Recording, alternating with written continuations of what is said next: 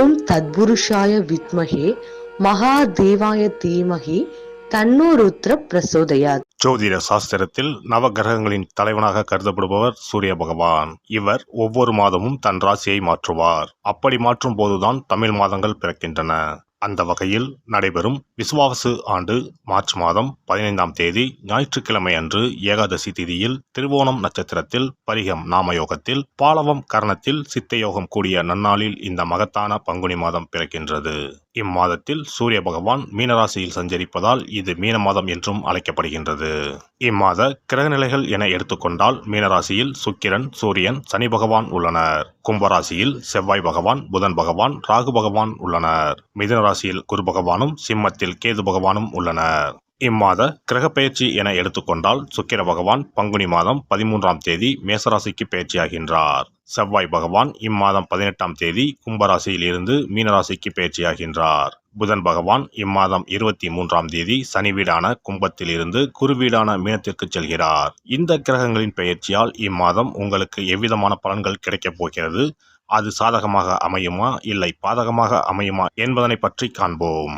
பிறக்கப் போகும் இம்மாதத்தில் ஒரு சில ராசிக்காரர்களின் சிக்கி சீரழிந்த வாழ்க்கை பயணம் மாறப்போகிறது. மனக்கசப்பில் வாழ்ந்து வந்த உங்களுக்கு இனி வசந்த காற்று வீசப்போகிறது. எதிரில் எமனே வந்தாலும் சிவனின் அருளால் எதிர்த்து நின்று போராடும் பலம் உங்களை வந்து சேரும். உங்கள் பிறப்பு ஒரு சாபக்கேடு அல்ல, அது சரித்திரம் படைக்கப் போகிறது. வரும் வாய்ப்பினை சரியாக பயன்படுத்தி கொண்டு உங்கள் வாழ்வில் வளமும் நலமும் செல்வ செழிப்பும் பெற்று வாழ்வில் உயரிய நிலையை அடைய வேண்டும். மீனராசி அன்பர்களே, இந்த மாதம் பொருள் சேர்க்கை உண்டாகும். விருந்து நிகழ்ச்சிகளில் கலந்து கொள்வீர்கள். எடுத்த காரியம் தாமதப்படுகிறது என்ற கவலை உண்டாகும். இரவில் நீண்ட நேரம் கண் விழிக்க வேண்டி வரலாம், கவனம் தேவை. தொழில் வியாபாரம் எதிர்பார்த்ததை விட குறைவான லாபம் தரும். ஆனால் தொழில் வியாபாரத்தில் ஈடுபட்டு இருப்பவர்கள் எப்போதும் பிஸியாக காணப்படுவார்கள். செலவுகள் கூடும். உத்தியோகத்தில் இருப்பவர்கள் கூடுதலாக உழைக்க வேண்டியிருக்கும். கடன் விவகாரங்களில் கொடுக்கல் வாங்கலிலும் எச்சரிக்கை தேவை. பொறுப்புகள் கூடும். குடும்பத்தில் இருப்பவர்களால் இருந்து வந்த மன வருத்தம் நீங்கும். வாழ்க்கை துணையின் உடல்நிலையில் நீடித்து வந்த ஆரோக்கிய குறைபாடு பூர்த்தியாகும். வீட்டிற்கு தேவையான பொருட்களை வாங்குவதன் மூலம் செலவுகள் கூடும். விருந்தினர் வருகை இருக்கும். பெண்கள் பயணங்கள் செல்ல நேரலாம். எடுத்த வேலையை செய்து முடிக்க காலதாமதமாகலாம். வழக்கத்தை விட கூடுதலாக உழைக்க வேண்டியிருக்கும். கலைத்துறையினருக்கு வெளிநாடு வாய்ப்புகள் தேடி வரும். நண்பர்களால் இருந்து வந்த தொல்லைகள் தானாக விலகும். அரசியல் துறையினருக்கு உங்கள் கடமைகளை சரிவர செய்தால் நன்மைகள் அதிகமாக கிடைக்கும். அறிவாற்றலும் செயல்திறமையும் கூடும். உழைப்பு வீண் போகாது. மாணவர்களுக்கு கல்வியில் வெற்றி பெற கூடுதல் நேரம் பாடங்களை படிப்பது நல்லது. பொறுப்புகள் அதிகரிக்கும். நட்சத்திர பலன்கள். பூரட்டாதி 4ஆம் பாதம். இந்த மாதம் பல விதத்திலும் புகழ் கூடும். மற்றவர்கள் பிரச்சனைகளில் வாதாடி வெற்றி பெறுவீர்கள். தொழில் வியாபாரத்தில் இருந்த போட்டிகள் விலகும். பழைய பாக்கிகள் வசூலாகும். வியாபாரம் விரிவாக்கம் செய்ய தேவையான பண உதவியும் கிடைக்கும். உத்தியோகத்தில் இருப்பவர்களுக்கு நிலுவையில் இருந்த பணம் வந்து சேரும். மேல் அதிகாரிகள் உதவி கிடைக்கும். சக ஊழியர் மத்தியில் இருந்து வந்த எதிர்ப்புகள் விலகும். உத்திரட்டாதி நட்சத்திரம். இந்த மாதம் குடும்பத்தில் மகிழ்ச்சி நிலவும்.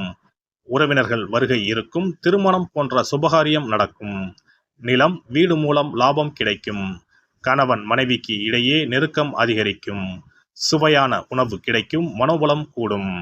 ரேவதி நட்சத்திரம். இந்த மாதம் புதிய நபர்கள் அறிமுகமும் அவர்களால் உதவியும் கிடைக்கும். எதிலும் எச்சரிக்கை தேவை. பயணங்கள் செல்ல வேண்டி இருக்கும். வீண் அலைச்சல் உண்டாகும். எதிர்பார்த்த காரியம் வெற்றிகரமாக நடந்து முடியும்.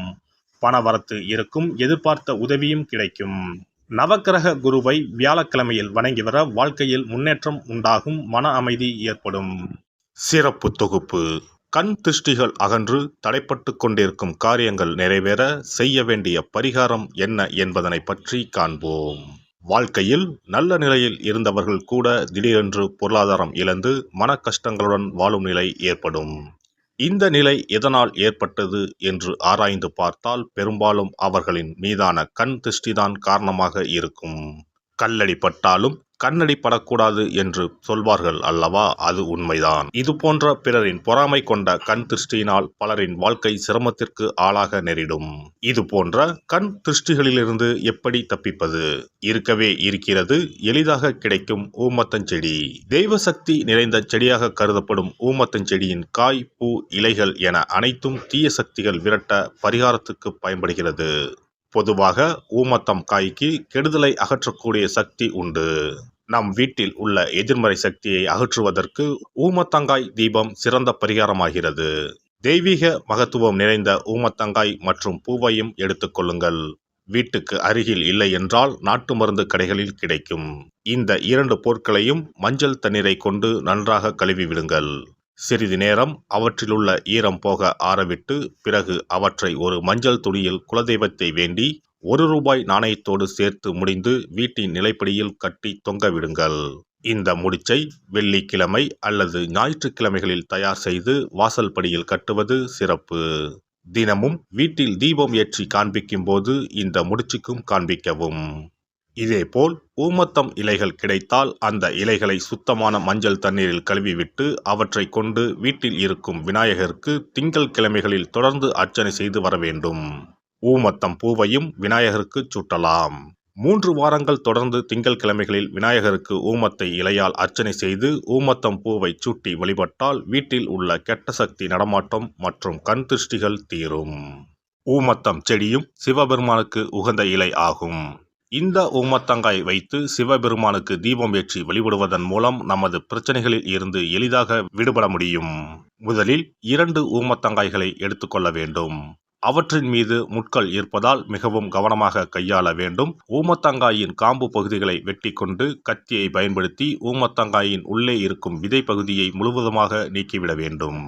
பின்னர் 2 அகல் விளக்குகள் மற்றும் விளக்கு வைப்பதற்கான 2 தட்டுகளை எடுத்து சுத்தம் செய்து அவற்றிற்கு மஞ்சள் குங்குமம் போட்டு வைத்துக் கொள்ள வேண்டும். பின்னர் 2 தட்டின் மீதும் ஒவ்வொரு அகல் விளக்கை வைத்துக் கொள்ள வேண்டும். அதன் பிறகு எப்போதும் பூஜை செய்வதற்கு வைப்பது போன்ற வெத்தலைப்பாக்கு, பழம் போன்றவற்றை வைத்துவிட்டு 2 விளக்குகளையும் ஏற்றி சிவபெருமானை மனதார வேண்டிக் கொள்ள வேண்டும். எனக்கு இருக்கும் பிரச்சனைகள் அனைத்தும் தீர்ந்து இன்பமான வாழ்க்கை கிடைக்க வேண்டும் என வேண்டிக் கொள்ள வேண்டும். இந்த பூஜையை வெள்ளிக்கிழமை அன்று தொடங்கினால் தொடர்ந்து 9 வெள்ளிக்கிழமைகள் செய்ய வேண்டும். ஊமத்தங்காயின் மீது எவ்வாறு முட்கள் இருக்கிறதோ அதுபோல நமது வாழ்க்கையில் இருக்கும் முட்கள் போன்ற பிரச்சனைகளை அவை தீர்த்து வைக்கின்றன. இந்த பூஜையை நாம் தொடர்ந்து செய்து வருவதால் நம் மீது இருக்கும் கண் திருஷ்டிகள் அகன்றுவிடும். தீராத துயரங்கள் தீர்ந்துவிடும். பணம், நகை நம்மிடம் பெருகி வரும். சிலருக்கு கையில் சுத்தமாக பணம் இருக்காது. வறுமை தாண்டவமாடும். கடன் தொல்லையால் கஷ்டப்படுவார்கள். பண பிரச்சனையில் சிக்கி கொண்டிருப்பவர்கள் இந்த தீபத்தை ஏற்றினால் 3 வாரங்களில் நல்ல பலனை பெற முடியும். தொழிலில் நல்ல முன்னேற்றம் இருக்கும். கடன் பிரச்சனைகள் தீரும். உறவினர்களிடையே பகைமை இருந்தால் அவையும் மறைந்துவிடும். நோய்வாய் உள்ளவர்கள் இந்த தீபத்தை ஏற்றுவதன் மூலம் நல்ல பலனை பெற முடியும். பொதுவாகவே எந்த பரிகாரம் என்றாலும் அதை முழு நம்பிக்கையுடன் செய்தால் மட்டுமே முழு பலன் கிடைக்கும் என்பதை நினைவில் கொள்ளுங்கள்.